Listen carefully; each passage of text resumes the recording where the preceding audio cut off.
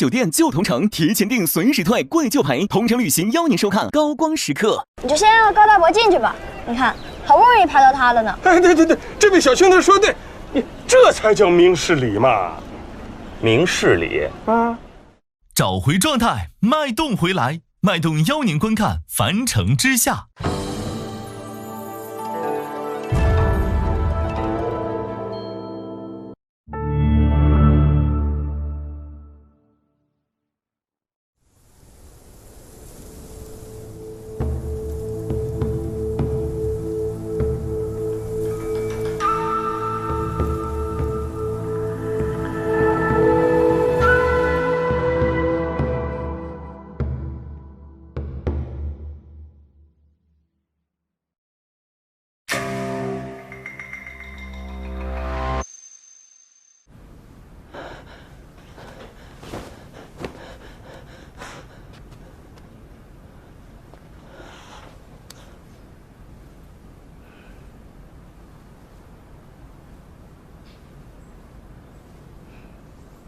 是。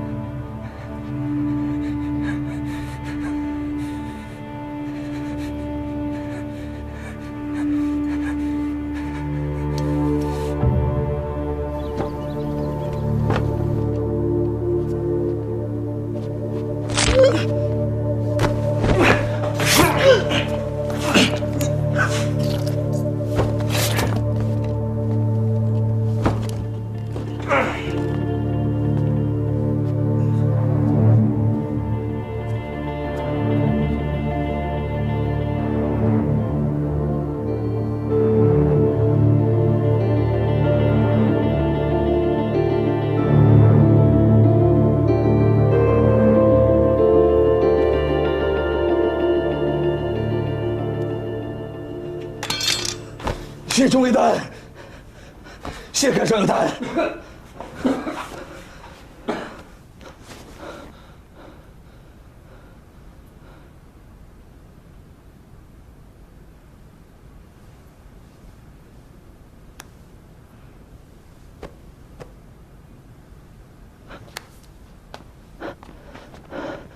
主任，这2具尸体该怎么办？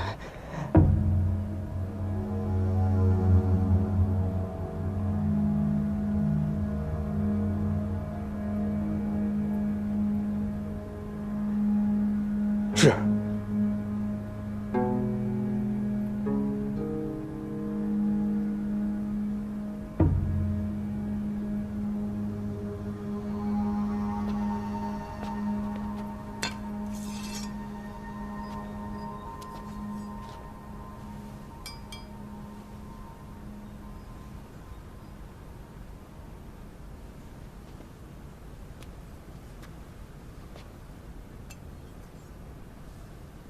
你是想要伪装出他们2个人偷了东西逃走，然后分赃不均、自相残杀的样子。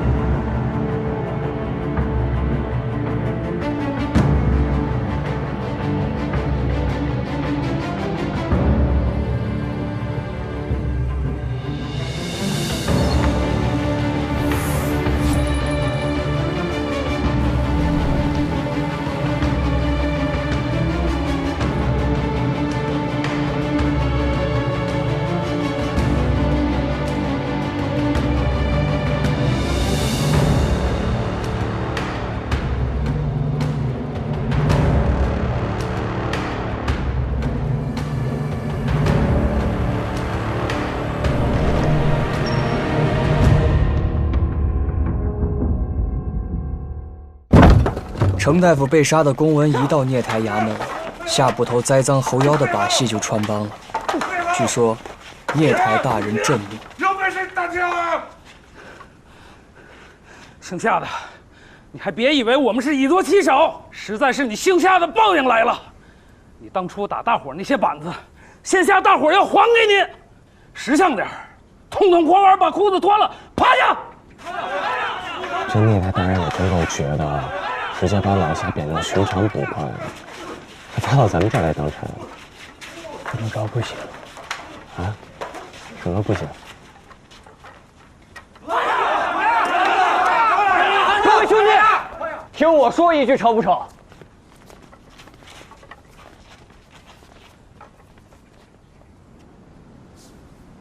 要说谁最恨这姓夏的，那肯定是我曲三更了。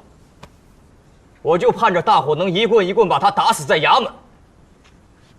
各位兄弟，干脆今天咱们就在这衙门里要他的狗命吧！大家说好是不好啊？三更有话就直说嘛。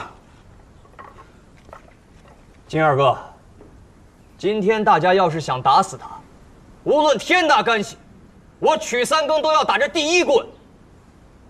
只是呢，我觉着咱们为了这条贱命吃官司丢差事，有点不值得。我们就是想出出气，怎么就能打死他了？这一拥而上乱quân旗下，他还活得了吗？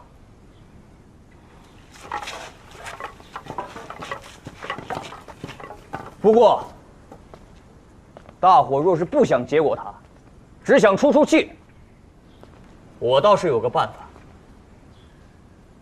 什么办法？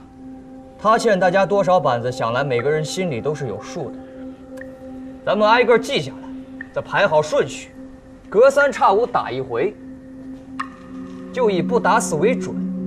这样3、5个月也好，1年半载也罢，他屁股稀烂，整日沾着裤子却沾不得椅子，他生不如死，咱们却不担干系。各位兄弟看，这个办法可还使得？好，三更兄弟这个主意我赞成。各位兄弟，以为如何啊？非常好，三更。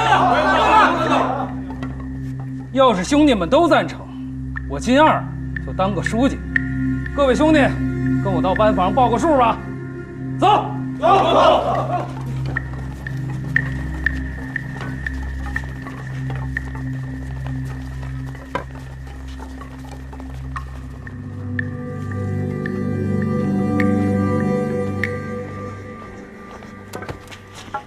能懂吗？来，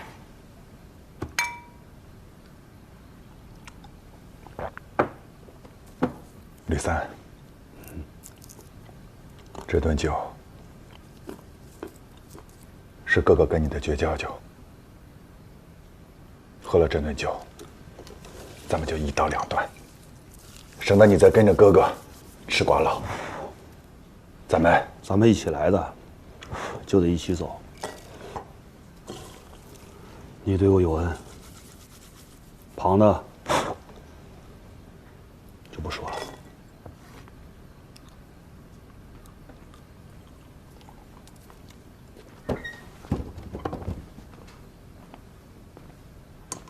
搅扰二位了。一晚上你都等不了吗？我等了很久了。夏捕头，有个东西用完了，你该还我了。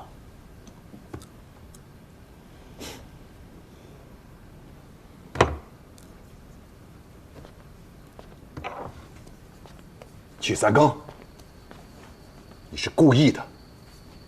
你知道凶手会回来，故意引我拿了个腰牌，栽赃给那侯耀，让我栽了个大跟头。金二哥把你该挨的板子数算出来了，4舍5入750板，你怕不怕？我担一半。夏捕头，你怕不怕？怕。之前你打大伙板子，无非是想让人人都怕你。现在，大伙打回来，你又害怕了。可是夏捕头，咱们捕快不该是让自己人害怕的，捕快本应该是让歹人害怕的。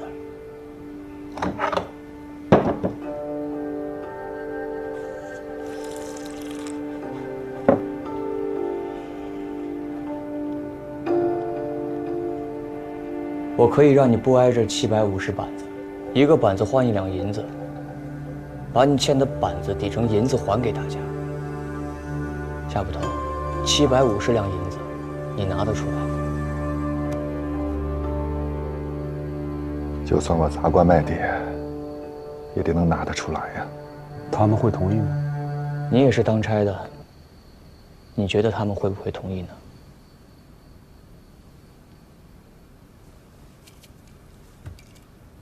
不打扰二位了，我先告辞了。等一下，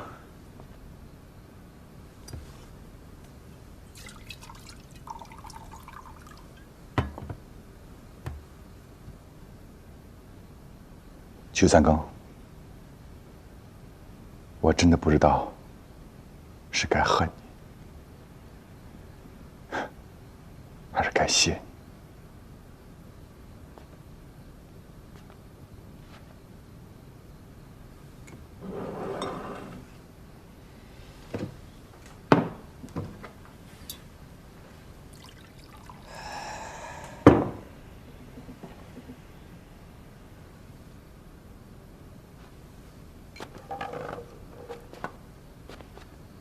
曲三更，龙捕头的那些手段，你倒是学会了十足啊！啊，宋典史还在操劳呢，没你操劳。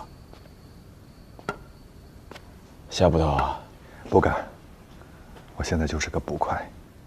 委屈你了。在衙门里混口饭吃，总是要学会能屈能伸。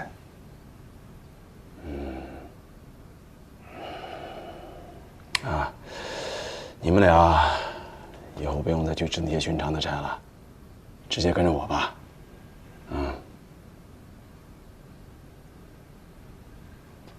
多谢宋殿试提携，以后有什么事儿尽管吩咐。我们兄弟赴汤蹈火，在所不辞。行。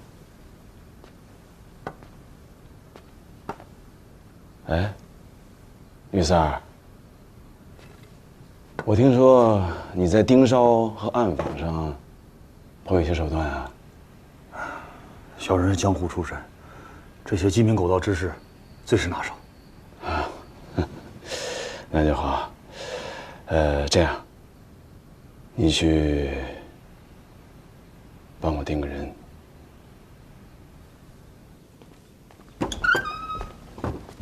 凤秀才，凤，别动，我找到了。找到什么？凶手的线索。什么线索？凶手杀人的线索就在这几句里头。这几句话里还有其他线索。这凶手每次杀人都大费周章，留有文言，说明他是一个极其自作聪明之人。有点道理。我当时就觉得他一定会在这几句里留有谜语。谜语？这一句出自第4章，这一句出自第11章，这一句出自第9章，这一句出自第6章。你们能明白什么道道了吗？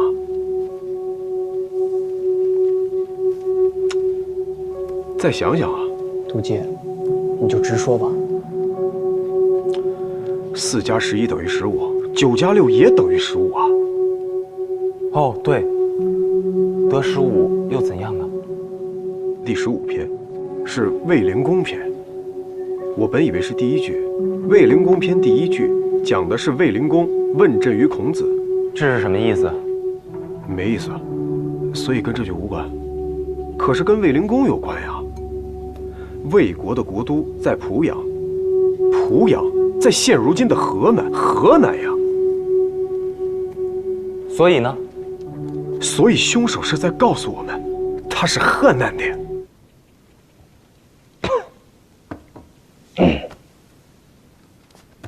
师聪，小狗，留意一下街上操着河南口音的人便是了。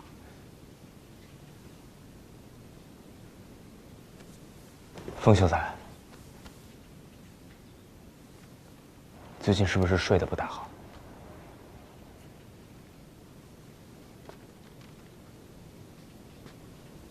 你们是觉得我在说梦话是吗？不接。破案的线索可不是这么找的。现在线索都断了，你告诉我，破案的线索应该怎么找？三位哥哥来得早啊！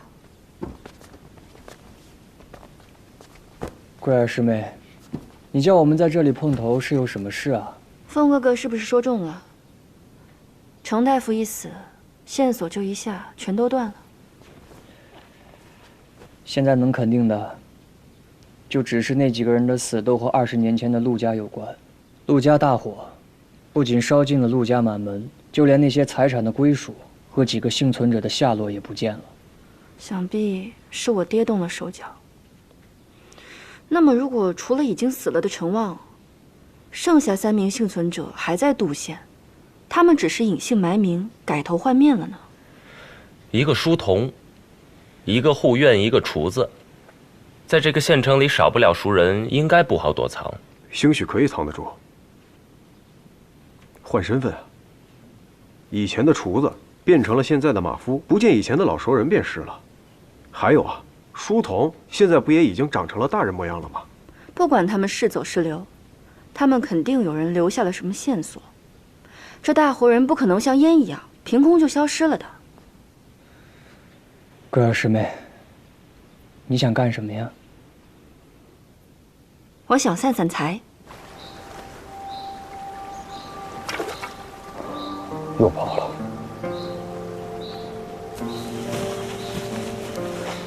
这钓鱼真费劲，有劲儿没处使。主要是我们在明处，鱼在暗处。不对，咱们和鱼都在暗处，只有鱼儿在明处。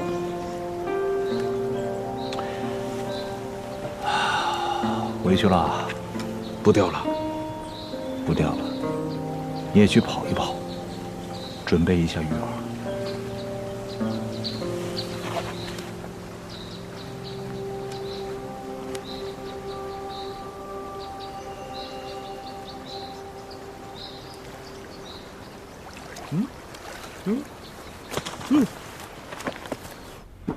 悬赏寻人？对，能告知幸存者下落的，核实无误给500两；其他有用的消息，无论大小，给1贯钱。由头是什么？就说是他们家人来访查。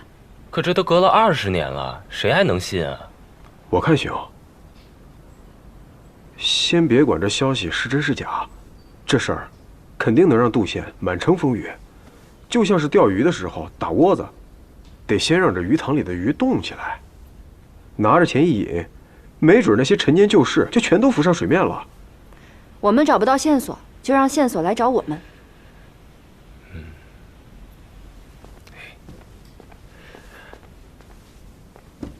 你怎么看？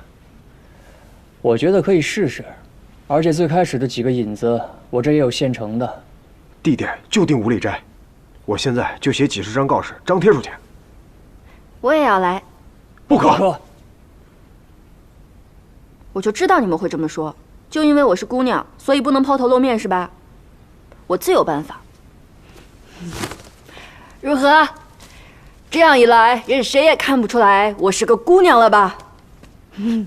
只要不是个瞎子，应该都能看得出来你是个姑娘。就算是个瞎子，听声音也能知道你是个姑娘。我不管，我花钱我就必须要在这儿。桂儿师妹，我倒是有个办法。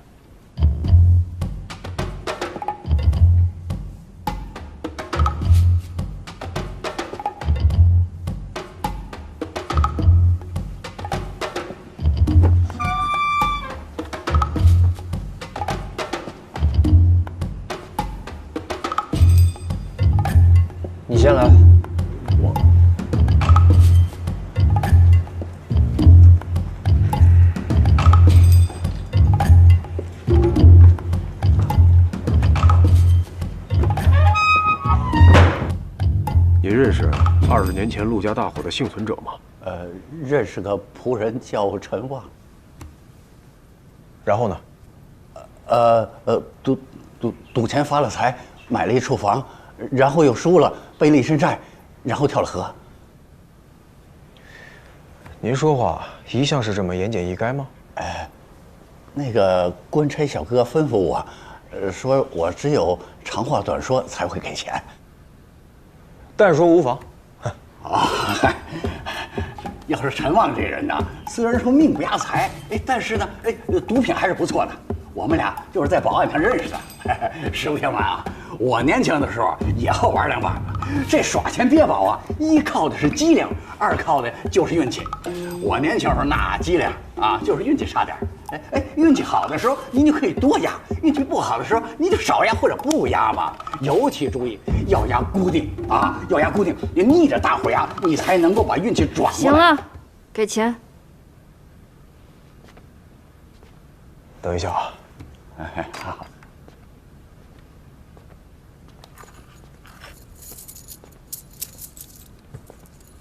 哎呦，谢谢谢谢，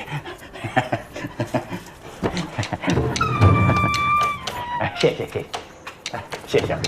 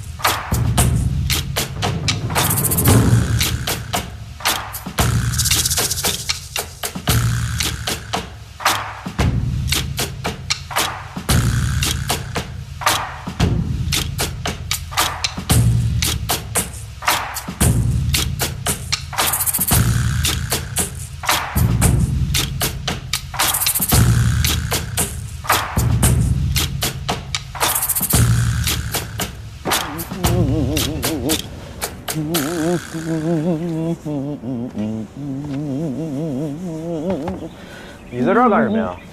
给人算卦呀。这给人算卦也得有人啊。是，现在是没人。不过呢，人马上就来了啊。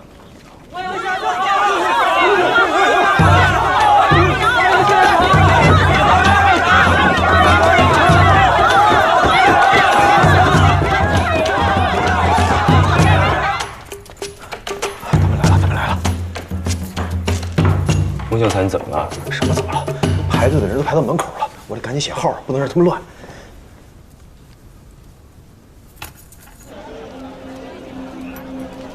这位官人，给娘子买一个呗。这个多少钱？300文。好，可好看了，买一个呗。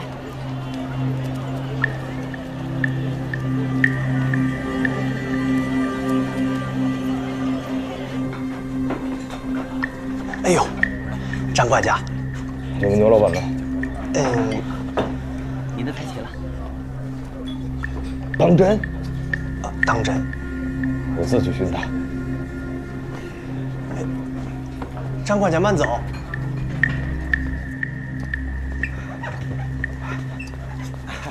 麒麟楼外送。哎呦，我的爹，你可来了！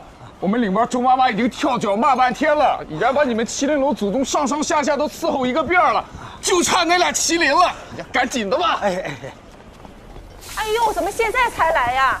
这做这2个菜，比你娘生你和你兄弟还难啊！这俩菜都费功夫。费功夫你们还慢？这开饭馆子，大厨就是应该手脚麻利。回去跟你们牛老板说啊，那些个客官啊，这要吃要喝的时候，那可是片刻都等不了的。是。今儿客官也是，那吃个花酒嘛，还非得要什么柳蒸糟石鱼和八宝脱骨鸭，偏偏这2道菜吧，还就是你们麒麟楼。哎呦，这不是牛不厌牛老板吗？您怎么亲自来了？哎呦，刚才那些话您可别往心里去啊！你说您这头一回来我们翠华楼，哎呀，口不择言，口不择言。不打紧，不打紧的，周妈妈。您这么大的老板，怎么还自己送外送啊？还穿成这样？我们那儿太忙了，人手不够。哦，我明白了。早听说你们家那位家教极严，所以你一直不敢来我们这种地方。您这次来，这是微服私访啊？哎呦，你这个脑子动的呀！周妈妈，周妈妈，您误会了，我是来找林妈妈的。啊，牛老板，你是头回来叫找我们老板娘啊？爹，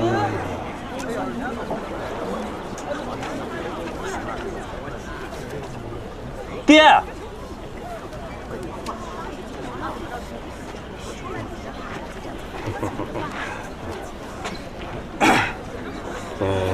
正式为父，有什么事吗？我们在这儿盘查线索，您来添什么乱啊？什么叫我添乱呢？我也是给他们送线索来了。那您直接告诉我不就行了吗？那我凭什么白白的告诉你啊？哦，他们能领钱，我为什么不可以呀？再说了，我这线索那可是货真价实的。爹，您这样我没法做人了。咱可先说好了啊，你是你，我是我，人家给赏钱，我领我的赏钱。你没有面子，那是你的事情。你爹，我这叫大义灭亲。石东哥哥，你就先让高大伯进去吧。你看，好不容易排到他了呢。哎，对，这位小兄弟说对，你这才叫明事理嘛。明事理啊！爹，您要进去，我现在就回去告诉你啊，每次张二婶来你这儿买肉，你都饶他1两2两。就站住！啊，你个小王八蛋！你别以为你大了，你爹我不敢揍你，你看我敢不敢？你滚！下一位。哎，前你进不进去？我进去，我这是这就是我爹。刚去外面查看，正好撞见我爹。这非要来，我拦不住。高伯父，想说什么您但说无妨。我原是要直说的。我老高是个屠户，所以认识陆家的厨子尤二。他呢，经常到我的案子上买肉。这尤二呢，懂肉，也不好糊弄。陆家也有钱，所以呢，我都把最好的肉留给他们。后来，陆家失了一把火，这尤二就不见了，所有人也不知道他去哪儿了。他这。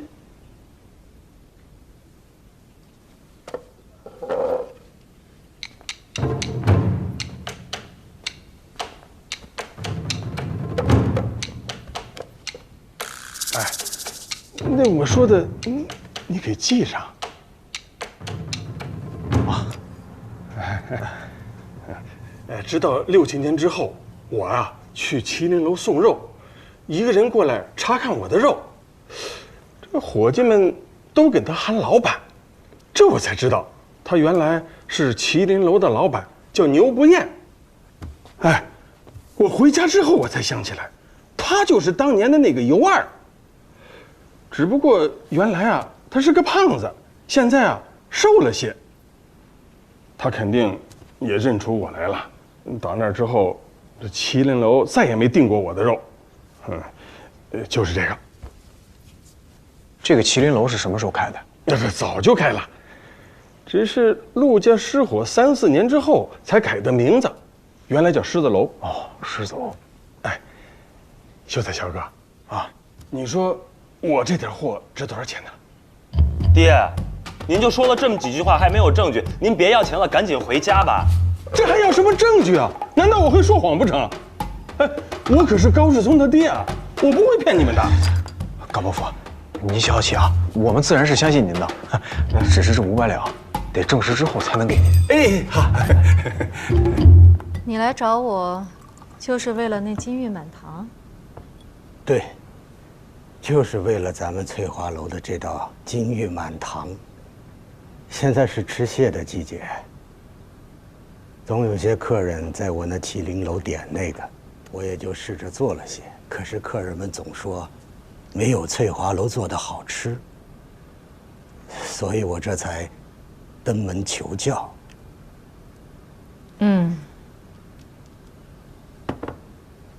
这蟹黄腌的不好，有点腥气。就这一口腥气，我这翠华楼要卖1两银子。李妈妈说得好，什么味道啊，价钱呢，那都是此一时彼一时啊。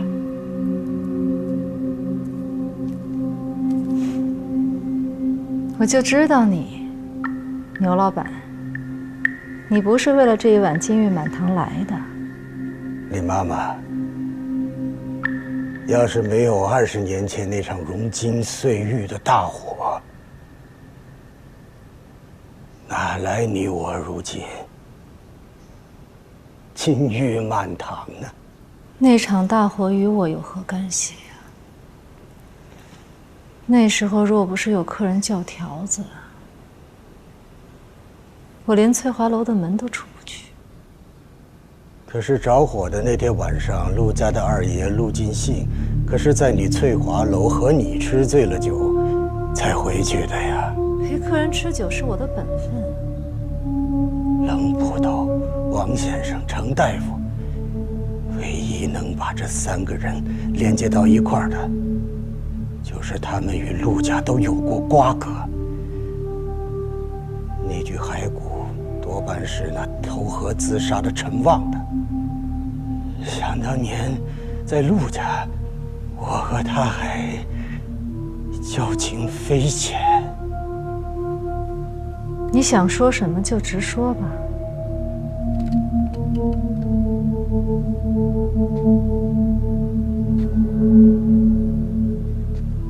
接下去，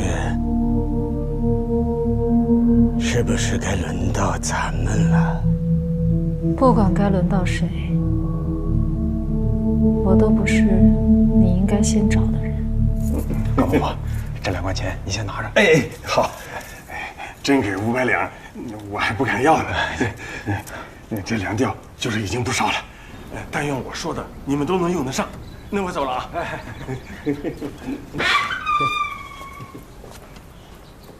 哎呦，对不住，对不住了。高大叔，您也来了。三哥，你看真给钱呐！那就是高大叔您真有什么值钱的消息呢？三哥，你跟世宗晚上到家里来，大叔请你吃酒。我先告辞了啊。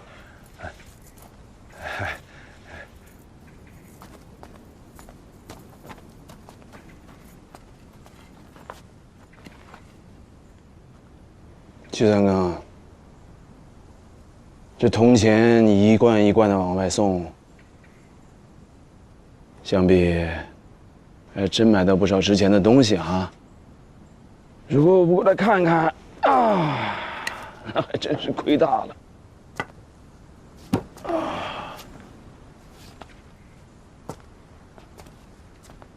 我乃县衙的典史，今日为公事而来，要在屏风之后旁听，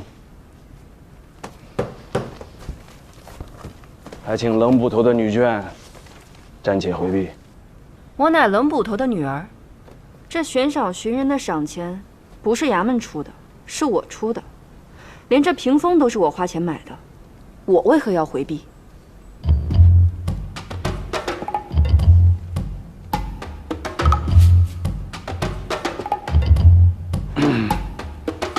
宋典史若想要旁听，就请过来，一起坐吧。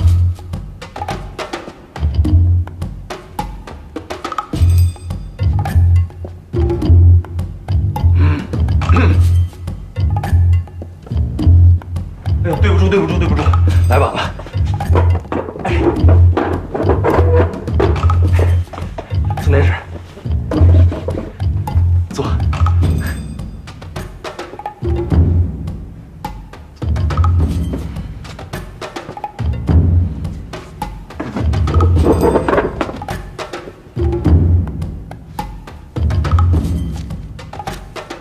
弟，接着放号叫人吧。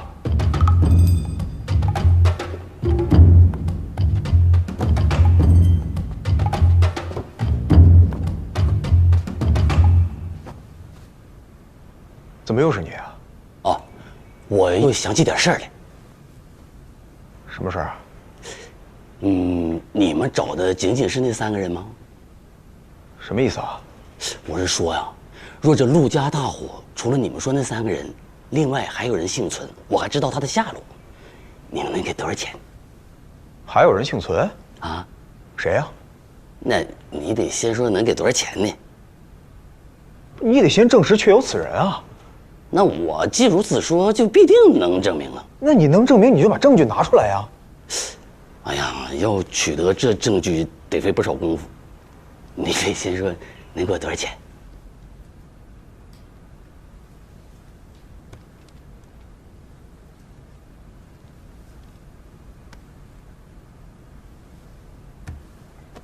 这样，若你真的能够证明确有此人的话，那就1000两。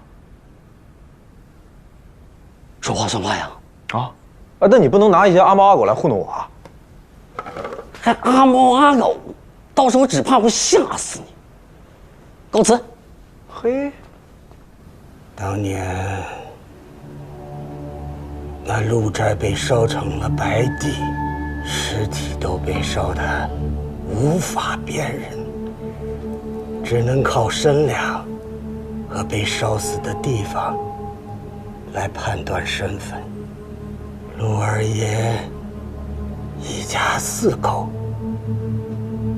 都完了。当年这个案子就是冷捕头结的案，他真的没有告诉过你些什么？估计他说的还没有你详细呢。虽说明知道不可能，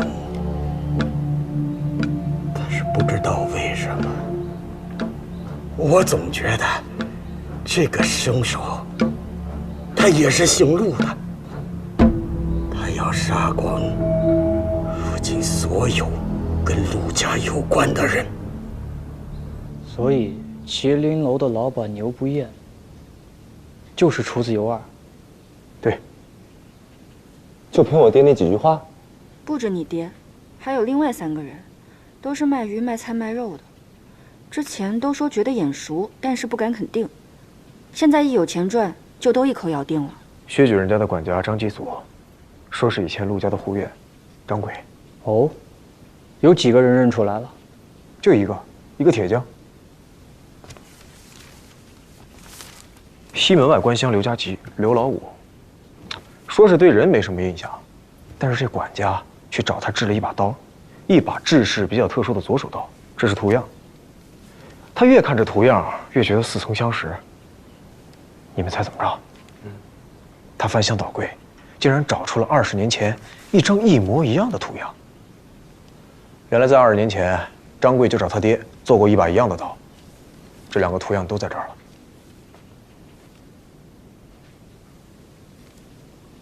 所以我认为啊，这铁匠说的话可信。刀，这2个一模一样。如此说来，张贵、尤二都还在，只是那陆直不知下落。那陆直也有下落了。大户人家用管家，一般都不会随便找，一定都是知根知底，伺候多年用惯了的。如果薛举人的管家张继祖是张贵，那么薛举人多半就是陆直。我不管他要杀谁，我就是听天由命而已。你不是听天由命，你是心存侥幸。你知道什么是最可怕的吗？最可怕的不是外面有个杀人凶手想要杀你，而是你心存侥幸，觉得杀手或许会放过你。而我牛不厌就从来不会幸存侥幸。我不是心存侥幸，怕死才会心存侥幸。我不怕死，有那么可怕吗？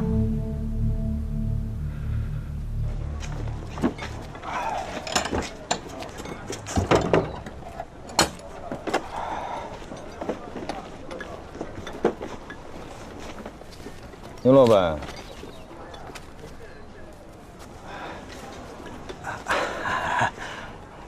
牛老板，你这是？啊，我就是找个机会，快活快活。咱们之间就没必要这样了吧？谢天谢地，那一位要是还没有帮了我，我这条狗命就算保住了。别废话了，我走吧。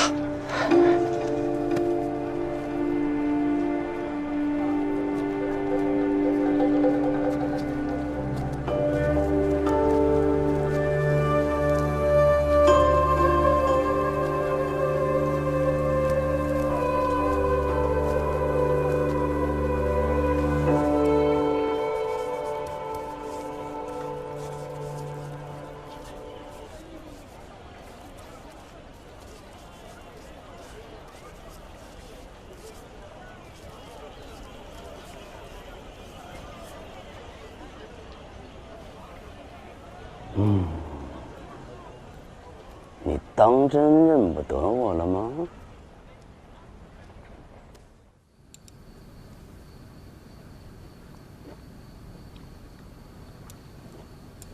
麒麟楼的老板被张管家带到薛举人的宅子，是，半夜才出来。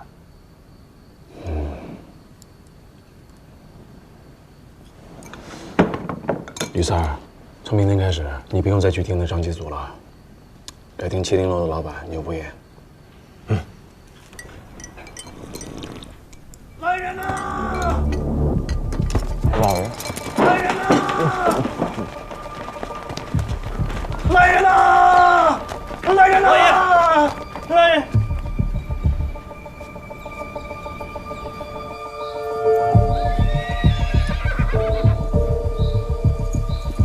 三哥，还好你来了。你们谁是麒麟楼老板牛不厌啊？正是在下。奉知县老爷官谕，请牛不厌老板回县衙问话。牛不厌，老爷，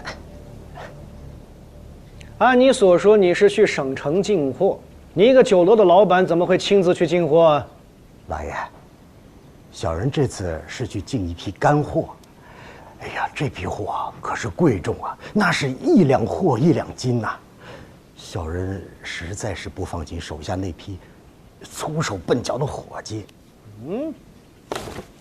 不就是些吃的东西吗？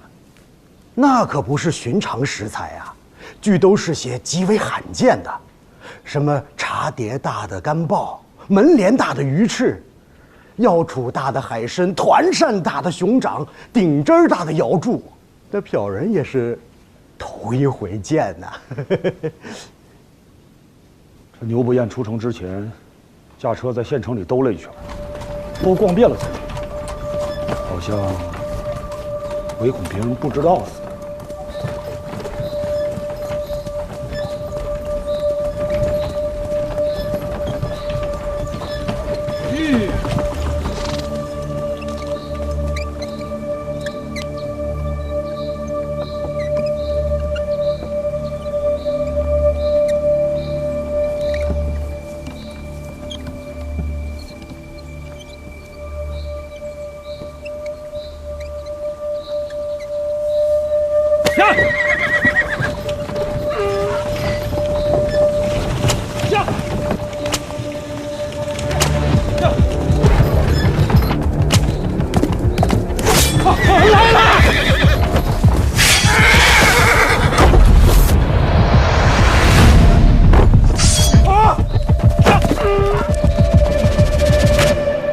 那斩断马腿的是何人呢？这个小人不知，想必就是劫道行抢的匪人吧。您可看清他的相貌吗？这个，他戴了个斗笠，又是满脸大胡子，这长相实在看不清楚啊。这倒和那个石匠的口供对上了，果然是那凶手。我本以为他们3个幸存者是凶手，没想到牛不厌竟然也是凶手的目标。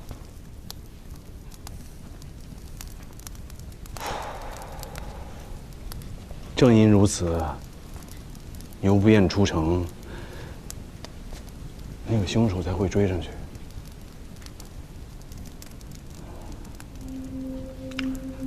我猜那牛不厌本来的计划是扮作要离开杜县的样子，凶手自然是不会让他离开的。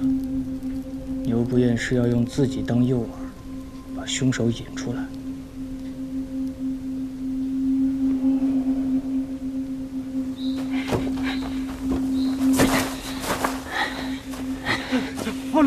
往那儿跑了。那车上的2位是谁呀？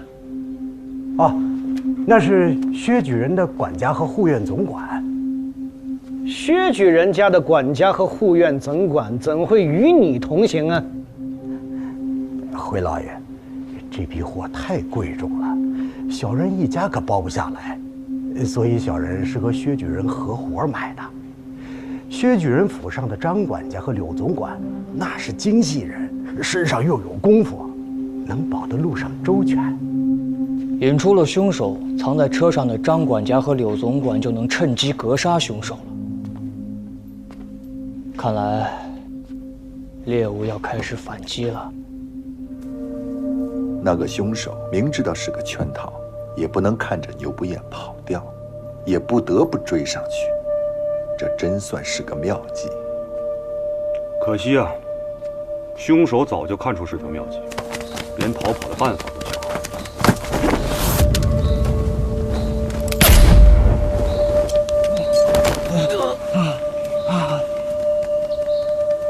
那只佛朗机连火绳都没有，真是见所未见，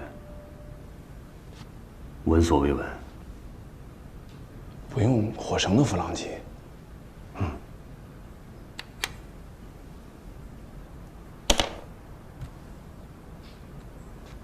这个之前我倒是听说过。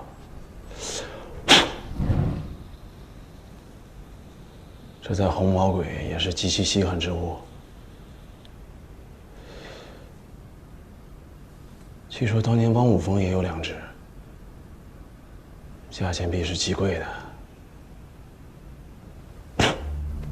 那个张管家和柳总管，倒都是高手。2位是何人？为何随身带着利器？你自称官差，却有何凭证啊？2位跟我回衙门走一趟，就知道真假了。衙门，好啊。不要动手！哎呀，莫要动手啊！两边都不是歹人呢。误会，误会。那个牛不厌，他还不知道我是谁，就对我动手了。按照他的意思，不管你是谁，先杀了再说。这个人狠辣果断至极，之前一定杀过人。牛不厌，本县一早就收到一封匿名信，那信上说你牛不厌就是杀害蒙捕头王先生和程大夫的凶手。冤枉！老爷，这是天大的冤枉啊！本县也没那么轻信，只是这信上说你会畏罪潜逃，本县才即刻派人去你家找你，说你一大早就驾车出门，这我才不由多信几分，这才同时派出4路捕快出4个城门追你。老爷，这信绝对是栽赃陷害，那定然是同行妒忌。没那么简单吧？同行嫉妒也不见得会做这种事。且这姓白的方式实在是，我都受了一惊。就这潜入衙门图谋不轨，就够100板子。老爷，这些个绝技信不得呀。小人的麒麟楼虽说不上什么大买卖，可是在这杜县也是数1数2的酒楼啊。小人这有家有业的，为什么要杀人呢？这信不管是真是假，本县也不能当做没有看到过。这样吧，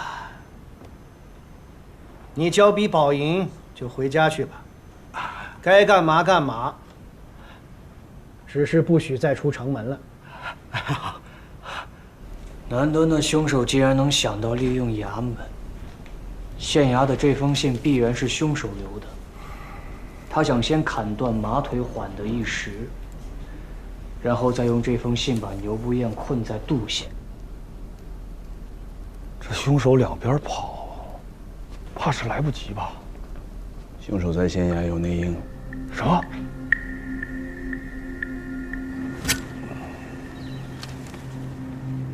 光天化日之下，在后衙的桌子上插把刀。老爷，是一封信。信？必是内应所为。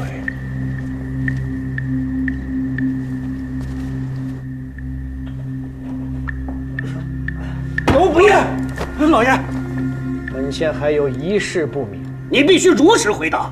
小人绝不敢隐瞒。当真有茶碟大小的干鲍和窗帘大小的鱼翅？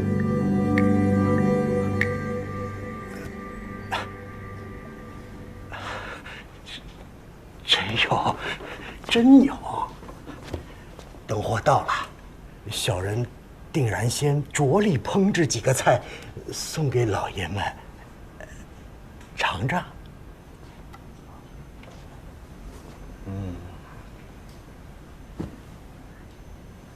宋典史还有什么要问的吗？老爷问的详尽。在下原本以为，这鲍鱼和鱼翅的尺寸，在这里边最为可疑啊。尤二，你先住在我这里吧。我宅中有100多户院，尽可护你周全。别说100个了，哪怕有几个寸步不离的跟着我也就够了。凶手的目的，不仅是要杀人，还要随着他的心意摆布。有旁人在，他就不方便了。但经过这一回，凶手会更加小心谨慎了。我是在琢磨，那个便衣的差人，他为什么要跟踪我出城呢？看来他们搞的那个悬赏寻人，真的有用。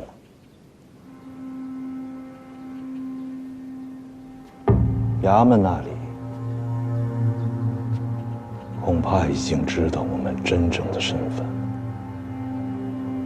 就算他们知道了，又能怎么样呢？现在还不能怎样，只是20年前那件事之后，我们离开了杜县，3年之后才改名换姓的回来。这又是为了什么呢？那件事有太多的秘密，秘密可经不起议论。不过每个秘密都有它的用处。尤二，你之前去见了林四娘，她说了什么吗？她说冷捕头什么都没告诉她。可是，你尤二啊，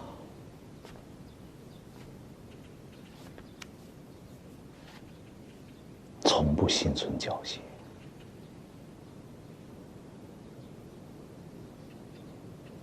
故园与君折梅处，哎，世聪哥哥，看什么呢？这个东西像神符似的，一夜之间贴得到处都是。这是首诗吧？什么意思？我也不明白，不过我知道是谁贴的。谁？那个算命先生贴的。故园与君折梅处，人间犹闻蟋蟀妇。20年来音容改，更残潦倒无面目。老去元知少年好，地里云台仍开早。方是与我还魂花，见君已成转生草。铜头大将军，己酉年10月30。这是一首藏头诗。藏头诗？你把每一句的第一个字连起来读。故人二更，老地方见。它不仅是一首藏头诗，还放了很多暗语在里头。蟋蟀妇，铜头大将军，这应该是他和这位故人一起经历的旧事。他是在告诉这位故人，我认出你了。还有还魂花，转生草。他是在暗示这位故人，虽然别人都以为你死了，但是我知道你还活着。这个落款日期也是动了番心思的，他写的是10月30，今天是10月25，所以这个10月30日不是落款日期，是他们约定的日期。10月30，故人二更，老地方见。可这位故人会是谁呢？也许这位故人早就死了，是这算命先生想银两想疯了，所以自以为见到了这位故人。到时候去看看就知道了。好啊，虽不知道他和故人的老地方在哪儿，但他摆挂摊的老地方我倒是知道，盯住了他。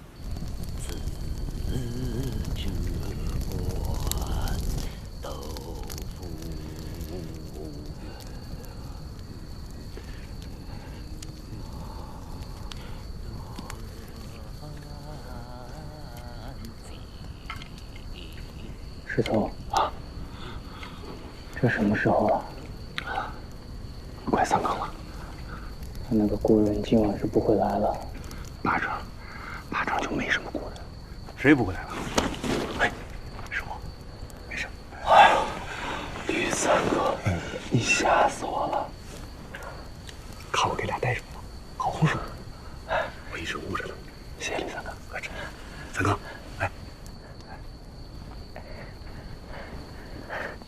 吃点东西，之后你们俩就回去吧，这是我盯着呢，放心啊。好。我突然想到一件事儿，那些尸体都是一大早发现的，这凶手应该都是后半夜折腾的，所以呢，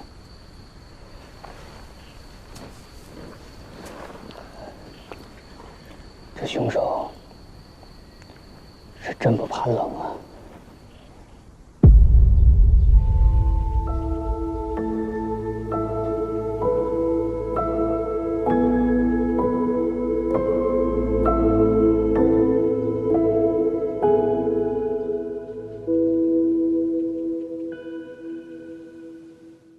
累了困了，喝东鹏特饮。东鹏特饮邀您收看《凡城之下》。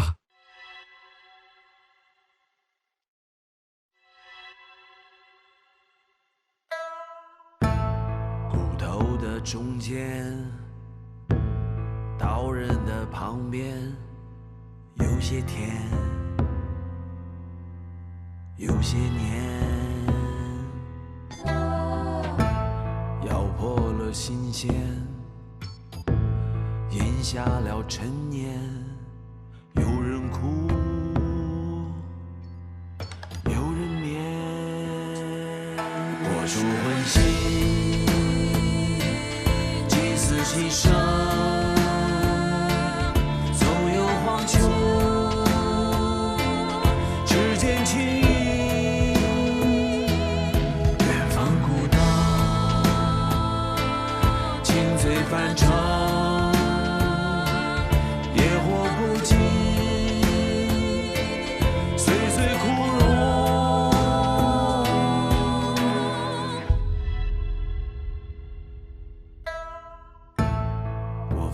炊烟，命运的上签，旧之前，还个愿，就的誓言，职场的尘缘，风一吹就不见。